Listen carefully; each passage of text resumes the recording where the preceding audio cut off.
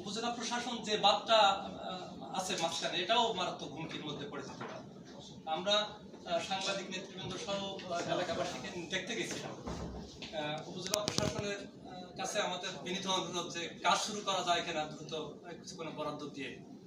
ওইটা পানি উন্নয়ন বোর্ডের আওতায় কিনা এটা কি জানেন? না, পানি উন্নয়ন বোর্ডের বাঁধ এইটা যেটা উপজেলা প্রশাসনকে প্রোটেক্ট দিচ্ছে, ওরা ওইখানে কাজ করতে চাচ্ছে না, যে ওটা আমাদের আওতার মধ্যে না।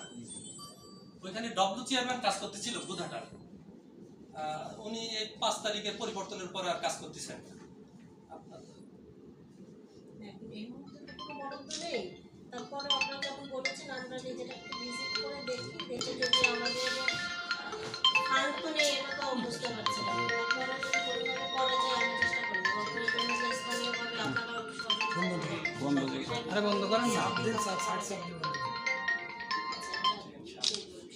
দ্রুত দেখবেন ইনশাআল্লাহ। মানে এই মুহূর্তে যদি আটকানো না যায়, আমরা যে অবস্থা দেখেছি এই উপজেলা প্রশাসনে এগুলো পাশাপাশি আমাদের নিম্ন অঞ্চলে যেগুলো আছে সেগুলো জোয়ারের স্রোত এই রাস্তায় ছিলাম, মানে এগুলা মুহূর্তের ভিতরে তলিয়ে যাবে। এই জন্য দ্রুত আর প্রায় 3 করা যায়।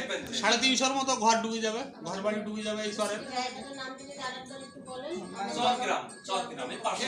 আপনার এখান থেকেই দেখা যাবে, এই রাস্তা উঠলে দেখা যাবে। আচ্ছা ঠিক আছে। যদি আপনি সরজমিনে ভিজিট করতে চান তা